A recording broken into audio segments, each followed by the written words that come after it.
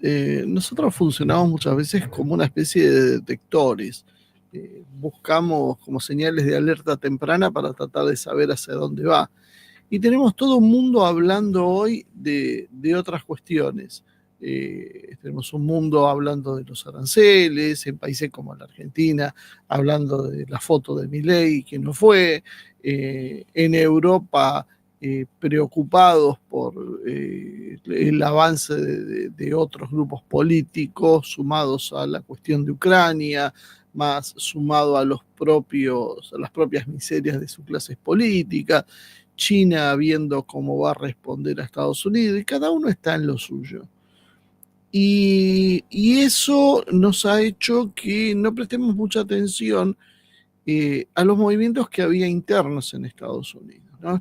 Trump asumió hace, ¿cuánto? Un mes y medio. Y ya se agotó la luna de miel, ni los 100 primeros días que a veces se dice. Viene todo muy rápido.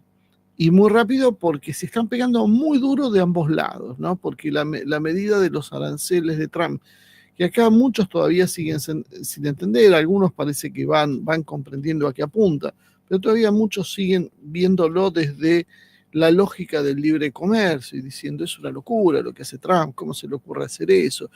Trump está desmantelando un modelo y el modelo reacciona. Y cada uno juega y pega, como decíamos, duro y rápido, porque no hay mucho tiempo, porque el proceso se acelera, porque si no lo frenan a Trump rápido, Trump lo va a hacer irreversible, pero si Trump no lo hace rápido, luego no lo va a poder hacer. Por lo tanto, todo se aceleró y se comprimió. Y eso explica muchas de las cuestiones que vemos también en otros parámetros. Por ejemplo, ¿por qué Rusia está con una posición que le hace guiños a Trump, favorable de alguna manera, pero muy cauta? ¿Por qué está tan cauta la posición de Rusia? Porque veníamos diciendo, Rusia creo que no está desconfiando de lo que vaya a hacer Trump, como mucha gente dice, no, el problema es que Trump por ahí se cambia, no se puede confiar. El problema no es Trump en esta historia, el problema es el sistema de Estados Unidos. Lo que no confían los rusos es que Trump pueda seguir manteniéndose, y ahora vamos a ver por qué. Primero se produjo una gran manifestación, hands out, manos fuera, en los Estados Unidos, y la consigna es básicamente luchar porque consideran que Trump ha sumido al país en una profunda crisis porque se está apropiando del poder. Trump es el presidente, tiene mayoría en la Cámara de Diputados y en la Cámara de Senadores, bueno, la Cámara de Representantes, como le llaman allá, y en la Cámara de Senadores. Se apropió del poder. Yo el otro día escuchaba a alguien diciendo que Milei era mucho más democrático que Trump. Es un politólogo argentino, Andrés Malamud. Porque a veces es bueno, vamos a empezar a poner nombres y apellidos y dejar de hablar, porque viste que se dan una sensación como que se hagan cargo de lo que dicen. Que Trump es mucho menos democrático que Milei porque recusa los fallos judiciales. Milei quiso meter 2 jueces en la Corte Suprema. Yo esto lo digo por lo que pasa en Argentina, pero por lo que van a ver en cada uno de sus países, como el aparato mediático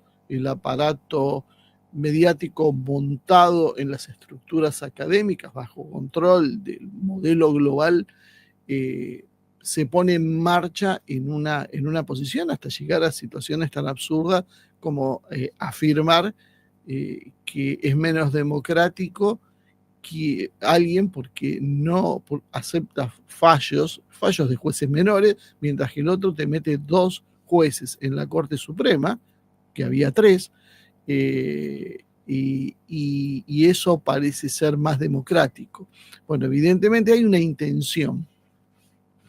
Lo que pasó ayer fue que hubo una movilización, 150 grupos de activistas diferentes, ahí están las ONG, las que le viene. Fíjense cómo todo va encajando, ¿no? Una de las primeras medidas que hizo Trump fue cortar la ayuda de la USAID y de la ANED, ¿Y quiénes empiezan a saltar? Los grupos precisamente de activistas que se alimentaban ¿de qué? De los fondos de la USAID y de la ANED. Esos grupos se movilizaron en los 50 estados de Estados Unidos en más de 1.200 lugares simultáneamente. Más algo que se hizo en el exterior. Las manifestaciones fueron una protesta contra una toma del poder ilegal y un golpe de Estado por parte de Trump, lo recordar el presidente que ganó con la mayoría aplastante, y Elon Musk, jefe del Departamento de Eficiencia Gubernamental conocido como DOGE. Quienes iniciaron, hay una novedad de Elon Musk, quienes iniciaron miles de despidos en el sector estatal en un intento por equilibrar el presupuesto federal de los Estados Unidos. Por lo menos esas eran las posiciones, ¿no?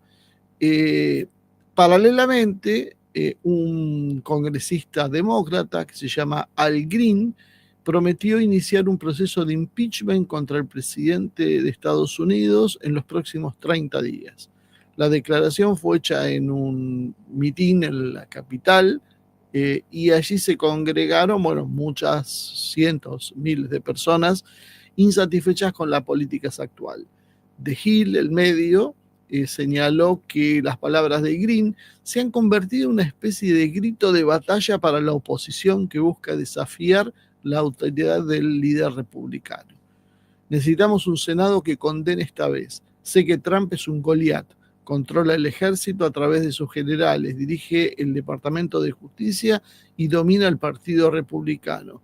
Pero creo que todo Goliat tiene su David, enfatizó el congresista comparándose a sí mismo y a sus partidarios con el héroe bíblico. Es muy interesante, ¿no? Porque del otro lado está básicamente todo lo que es el sector financiero, lo que son los fondos de inversión, lo que es la gran banca, lo que son las multinacionales.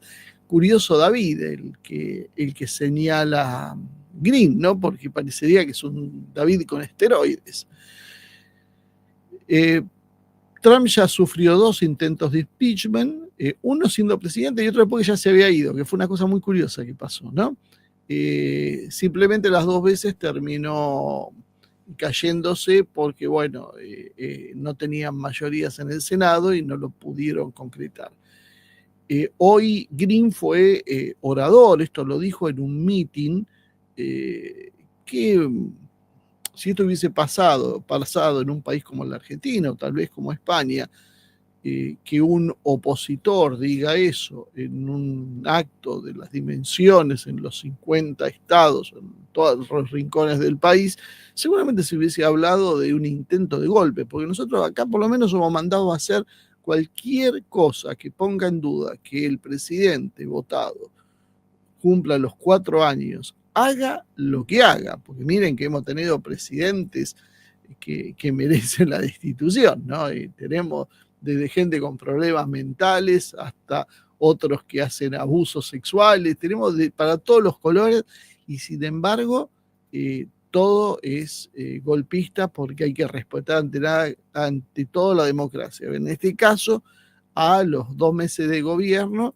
ya es suficiente para hacer un golpe de Estado, cuando en realidad lo que hay es una diferencia de apreciaciones políticas, porque en realidad lo que está pasando es que básicamente no te gusta la política de aranceles de Trump, en definitiva.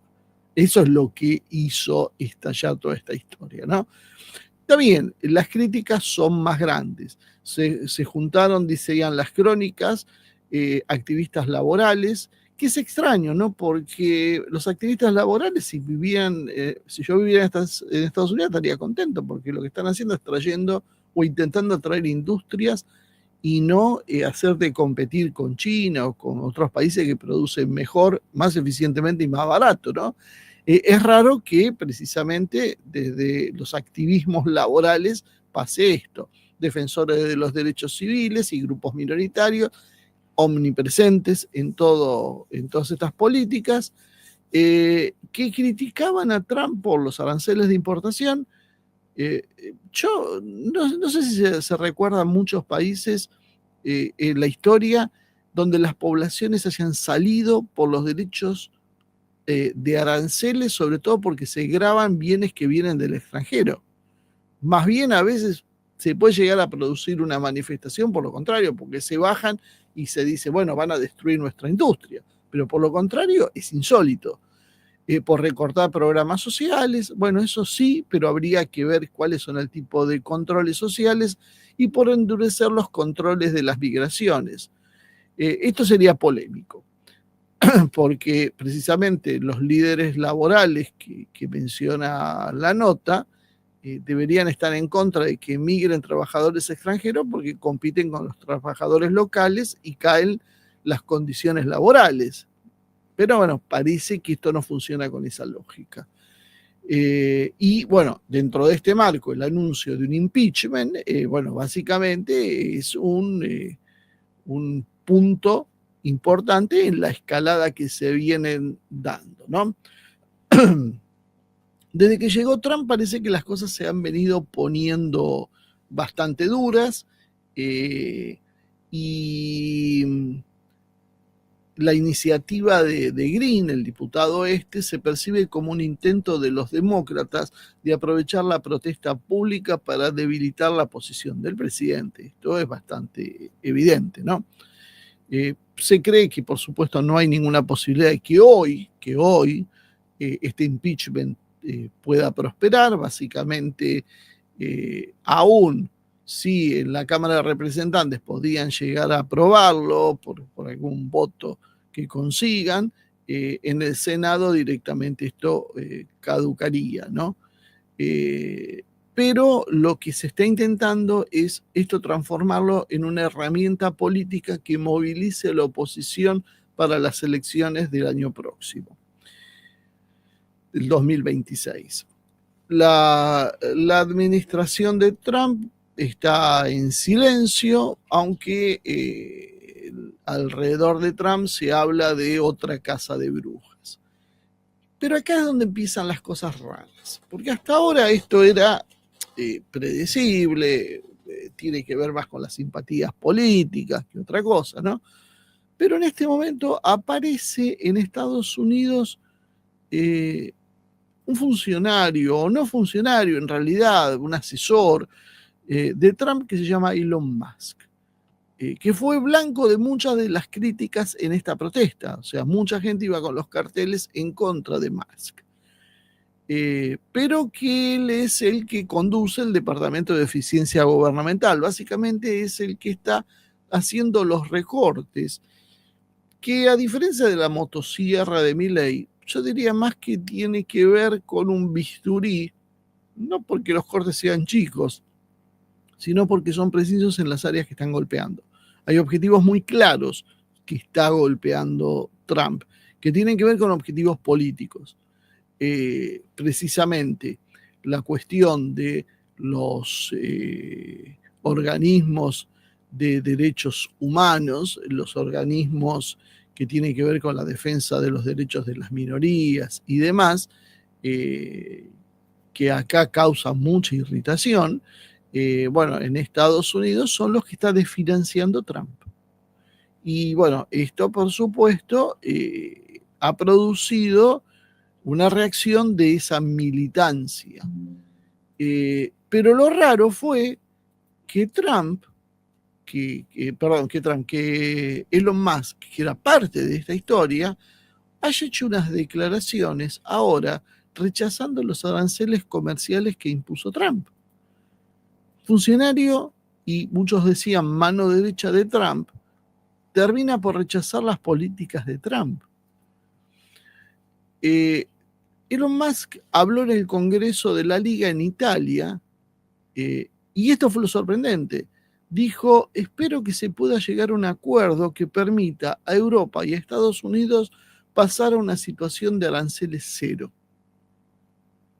Discurso de Milei. O sea, Milei otra vez se ve apretado entre dos mundos, como se pelean los padres, no sabe con quién quedarse, porque él admiraba tanto a Elon Musk como a Trump, y bueno, con Elon Musk ahí tiene un punto en común, los aranceles cero, con Trump parece que no.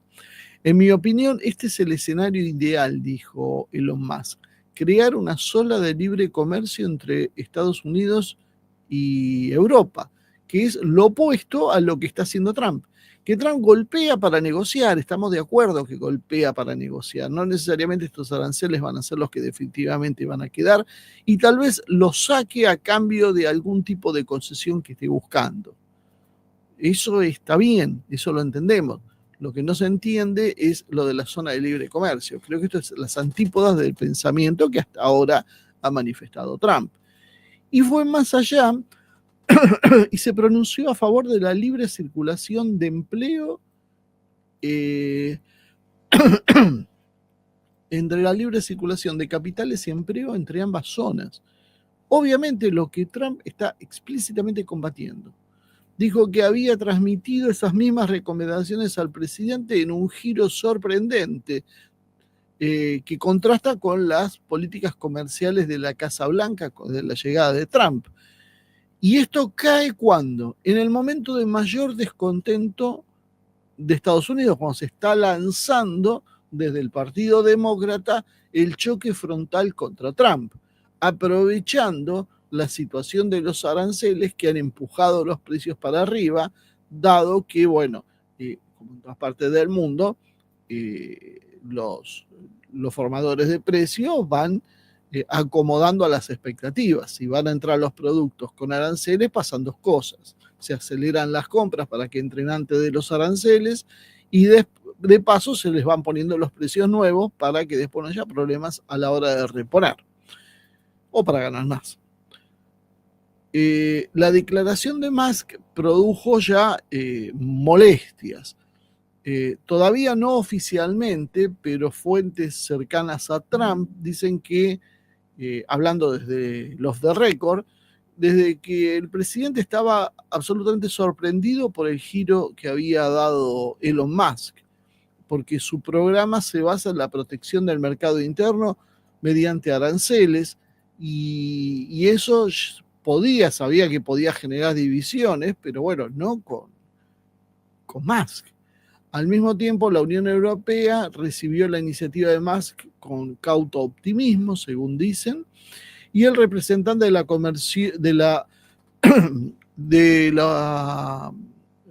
representante comercial de la Comisión Europea dijo que Bruselas está propuesta a discutir una reducción de barreras si Washington muestra voluntad de llegar a un acuerdo.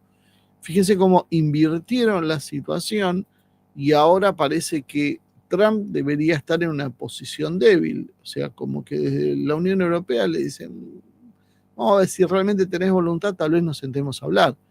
Cuando en realidad todos sabemos que si Trump sigue subiendo aranceles, como también dijo que podía hacer, básicamente sería el epitafio para una economía europea. Y esto ya tuvo una repercusión en Rusia. Otro impensable que también hasta hace poco tiempo se lo criticaba por ser alguien medio con pensamientos liberales, y yo creo que en Rusia ya no es la primera vez que pasa, hay que tener mucho cuidado con esas formas de calificar, porque o por oportunismo o porque en realidad eran topos dentro del pensamiento liberal, se están dando vuelta a muchísima gente. El director general del Fondo Ruso de Inversión Directa, que muchos decían, ¿qué hacía negociando en nombre de Putin?, está tomando ahora mucho protagonismo. Ayer hablábamos de Kirill Dmitriev.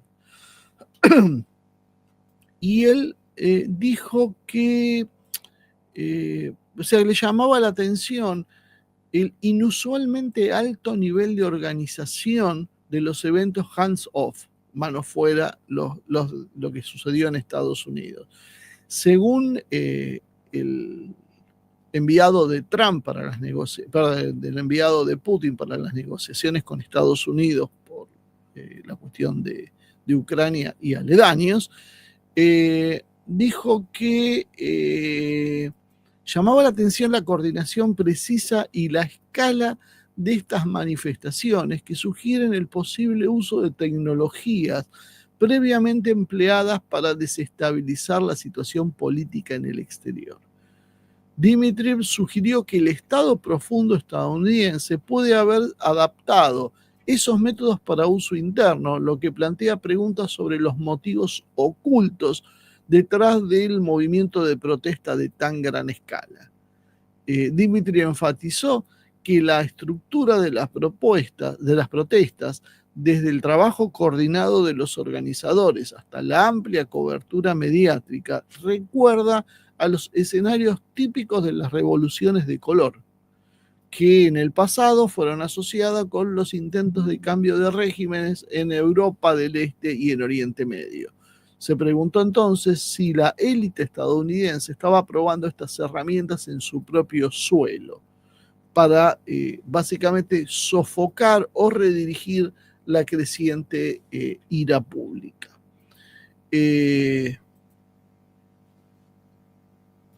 La afirmación de Dmitry solo viene a confirmar lo que nosotros veníamos señalando. De alguna manera, nosotros venimos sosteniendo siempre que Trump está cambiando el sistema y que esto genera ganadores y perdedores. Y que obviamente los perdedores, lejos de ser el David que dice Green, más bien son un enorme Goliat. Y esos actores no se van a resignar tan fácilmente a perder el control de la situación. Y que Trump no tenía capacidades para enfrentar a China y a Rusia y a la vez a este mismo actor interno, que es interno y externo a la vez, porque en realidad es el que predomina en el mundo occidental. Cualquiera de los países de Occidente que nosotros miremos, nos vamos a encontrar con algunas características parecidas. Medios de comunicación en manos de grupos que tienen ese pensamiento globalista liberal, academias que forman profesionales con esa misma visión, consejos profesionales y entidades de todo tipo que tienen esa misma mirada, todo lo que es la industria y el entretenimiento que apunta al mismo lugar, más precisamente el control de la banca internacional y de los fondos de inversión. Evidentemente, esto lejos está de ser, como decía David, como decía Green, sino que en realidad es un poder formidable que para enfrentarlo tiene muchísimos recursos. Que en algún momento con Biden apeló a la cuestión militar directa, como sucedió en Ucrania, llevando al mundo a centímetros de una guerra nuclear con Rusia, y luego, perdiendo el poder en Estados Unidos, decidieron cambiar la estrategia. No hay ahora posibilidades de avanzar militarmente contra Rusia, no están dadas las condiciones. Trump no va a dar la orden de un ataque contra Rusia, por lo tanto, hay que recalcular eso y cuál pasa a ser la prioridad. Hoy ya no es Rusia la prioridad es voltear a Trump. Una vez volteado Trump, volvemos contra Rusia y contra China. Pero es necesario sacar la anomalía que se hizo en el frente interno de Occidente. Por eso no es lo mismo Biden que Trump. Independientemente de que no nos guste algunas cosas de Trump, por supuesto. Pero si uno tiene la mirada profunda y entiende todo lo que hay en juego, bueno, se encuentra con estas situaciones, ¿no? Las afirmaciones de Dmitry, que vuelvo a insistir, es el tipo que mandó Putin a negociar por Ucrania. Así que imagínense, es un tipo con mucha llegada, con mucho poder y que básicamente hoy es la visión más clara que podemos tener de lo que piensa Putin.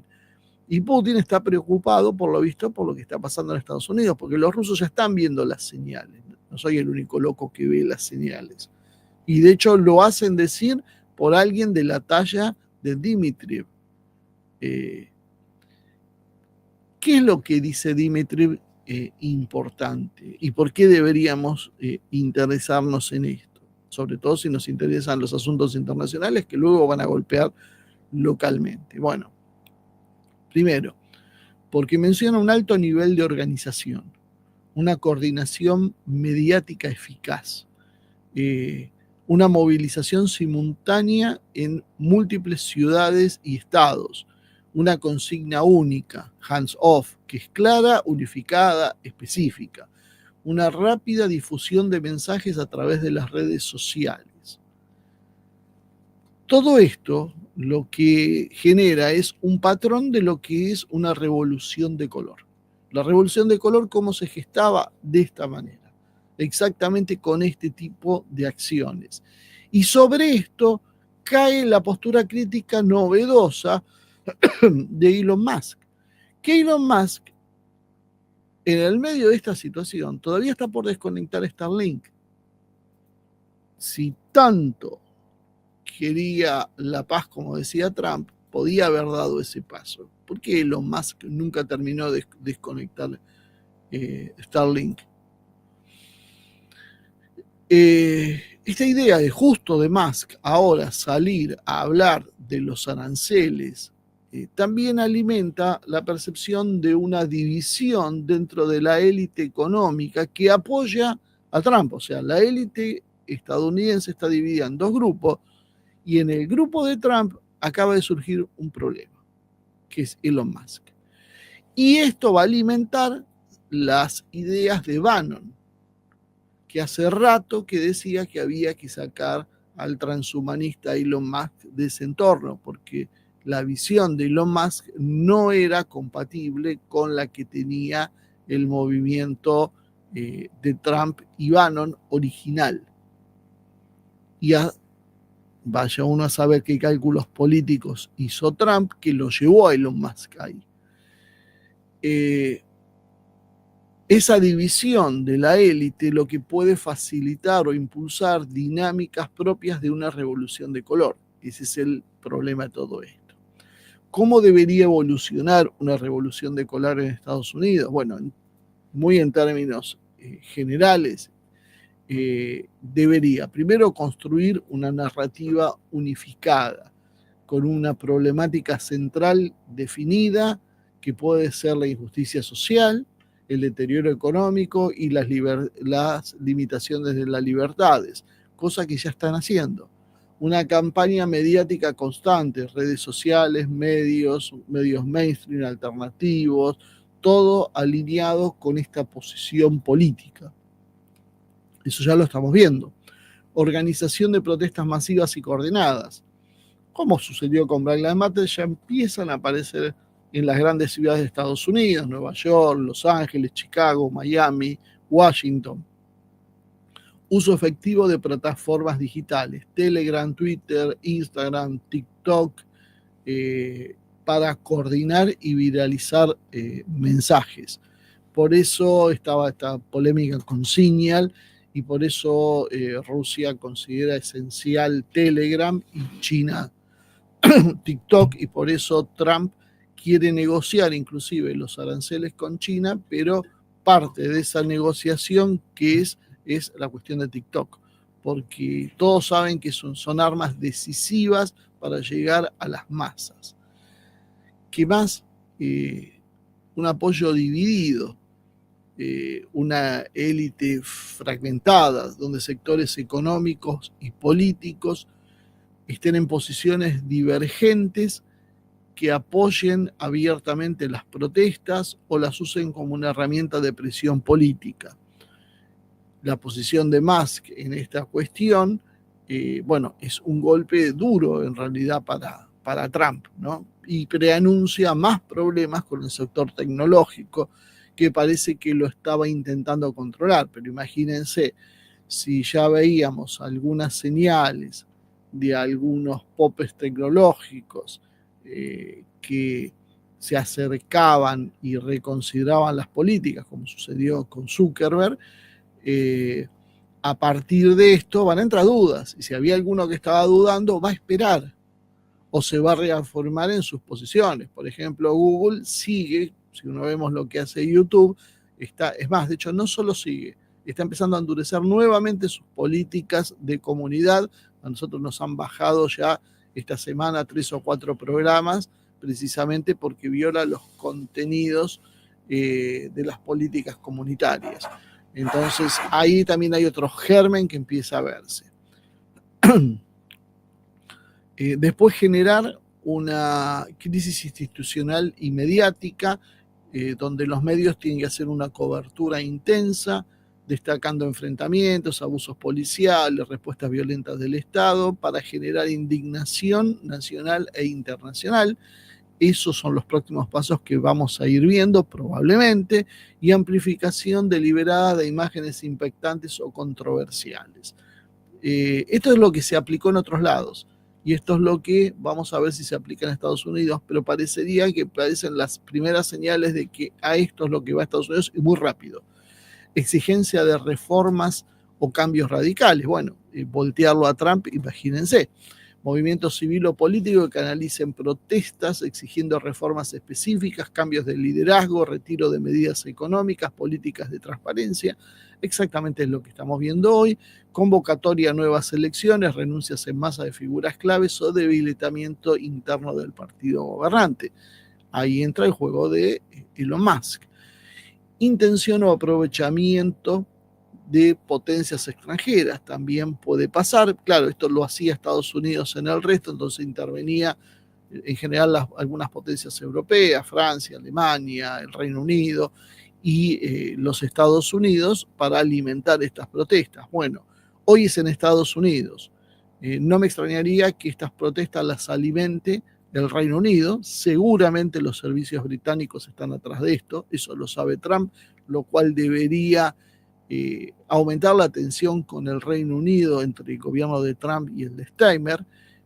Francia probablemente también haga de la suya, y yo no descartaría la inteligencia israelí que también esté detrás de esto, porque Trump tiene un problema con Netanyahu, si bien no con Israel, pero quien conduce a Israel hoy es Netanyahu, así que es muy probable que también colabore en este proceso de presión sobre Trump, dado que Trump lo quiere afuera Netanyahu, entonces están pulseando ambos. ¿Qué inteligencias podría tener amigables Trump? Probablemente la rusa y tal vez la China si llega a un acuerdo general. Tal vez la China, que no es para desdeñar tampoco, pero evidentemente dentro de Occidente las inteligencias pesadas son las occidentales.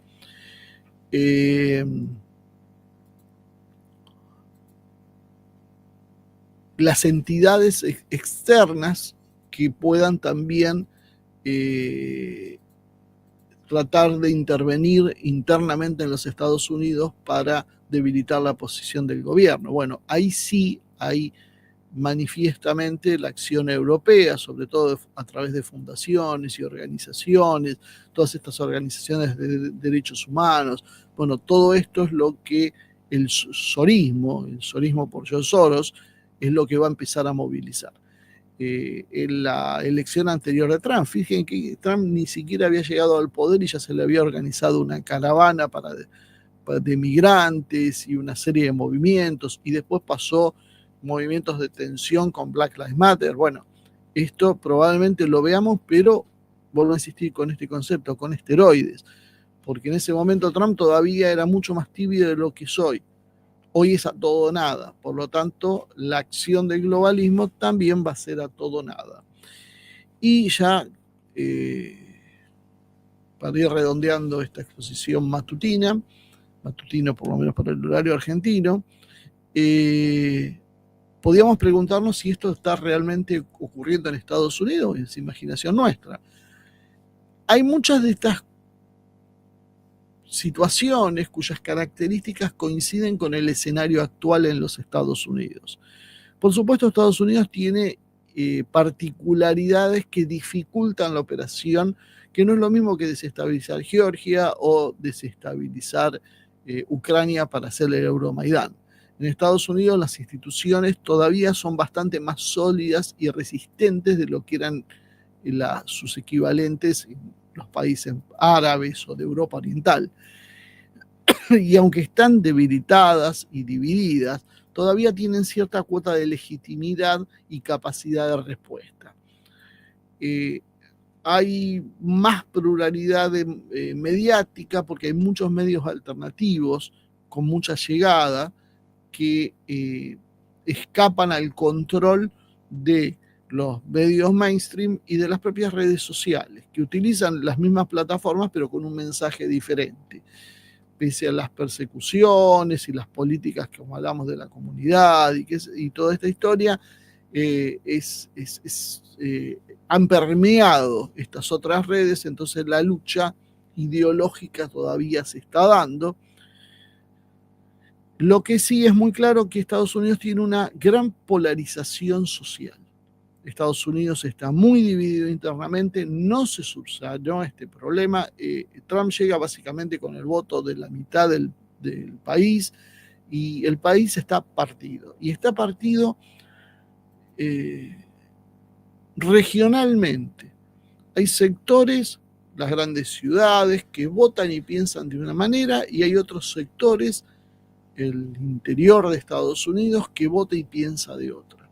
Las ciudades contra la gente que vive más en el contacto de la naturaleza, que tiene otro tipo de trabajo, que son obreros o de la construcción o de las industrias, contra los intelectuales o los trabajadores de cuello blanco de las grandes ciudades. Esta división está muy marcada y tiene otros pequeños factores que también influyen: la política de género, la política racial, que Trump ha combatido frontalmente. Ha declarado las políticas, por ejemplo, raciales como básicamente políticas que atentan contra la unidad de los Estados Unidos. Bueno, nosotros lo venimos señalando esto porque creemos que esas políticas atentan en todos lados, están diseñadas para eso. No es que uno está a favor del racismo, lo que está en contra es que eso se utilice para fragmentar los países. O sea, acá somos todos argentinos independientemente del color de piel. No hay argentinos más argentinos que otros porque tienen distinto color de piel. Ese es el problema que hay y eso es lo que se genera con esas políticas de cuotas y demás, ¿no? Lo vemos en Brasil, lo estamos viendo en muchos lados y lo vamos a ver o lo estamos viendo también en Europa, con otras particularidades, pero también está el mismo problema. No es imposible entonces que los métodos de revoluciones de colores ya testeados y empleados en muchos países por el Estado profundo puedan ser aplicados en Estados Unidos para redirigir el descontento social, consolidar el poder ante crisis potenciales y ensayar tácticas de control político y social. Por eso la declaración de Dmitriev apunta precisamente a esta posibilidad, preguntándose si la estrategia estaría siendo probada internamente en los Estados Unidos, dado el contexto actual de la crisis económica, tensión social creciente, elecciones presidenciales y demás, profundas divisiones políticas, etc. Parlamentarias. Aunque todavía es prematuro asegurar que esta revolución de color sea completa, se está dando esa dinámica social, mediática y política con los patrones típicos utilizados en otros países. Por lo tanto, lo que plantea Dmitriev, lo que plantea Rusia, es posible desde el punto de vista político y refleja un cambio en la situación interna de los Estados Unidos que podría reflejar en un escenario de alta conflictividad y fragmentación. Por lo tanto, deberíamos seguir observando un incremento abrupto en las protestas simultáneas con narrativas homogéneas. Esto es uno de los síntomas de políticas que están orquestadas, que hace falta mucho dinero y muchos profesionales para llevarlas a cabo. Eso los difiere de las protestas que son espontáneas. Cuando las protestas son espontáneas, son desorganizadas, con distintas consignas, con gente que quiere ir en un sentido y gente que quiere ir por otro. Cuando todo esto está demasiado coordinado, es porque hay alguien que lo coordina. O el Partido Revolucionario, como podía ser en la época donde surgían los regímenes socialistas, o el Estado profundo, como ha aprendido a utilizar estos mecanismos ahora. También hay que prestar atención a los posicionamientos públicos cada vez más marcados de sectores económicos influyentes contra las políticas gubernamentales y las rupturas y divisiones dentro de las élites políticas tradicionales, principalmente dentro de los republicanos, dado que ya es más que visible con los demócratas. Y finalmente, la alineación de los medios de comunicación, sobre todo los mainstream, detrás de una sola narrativa. Algo que es otro de los indicios fuertes de un proceso de golpe. Entonces, nosotros nos encontramos con señales muy alarmantes. Primero, toda la organización y capacidad de esta protesta, que será espontáneamente, pero que no es espontánea, y la posición de Elon Musk en el medio de esta incipiente crisis, criticando la raíz de las políticas de Trump. Si a Trump se le cercenan las políticas de aranceles y se le cercenan las políticas hacia este tipo de posiciones y grupos, simplemente Trump va a ser esterilizado, tal vez llegue hasta el final de su mandato, tal vez no, pero lo único que va a pasar es que la guerra va a llegar al cabo de las nuevas elecciones en Estados Unidos cuando haya vía libre. No por casualidad, Europa se quiere preparar con 800 mil millones de dólares para el año 2030. Empezamos a ver cómo las fechas empiezan a alinearse.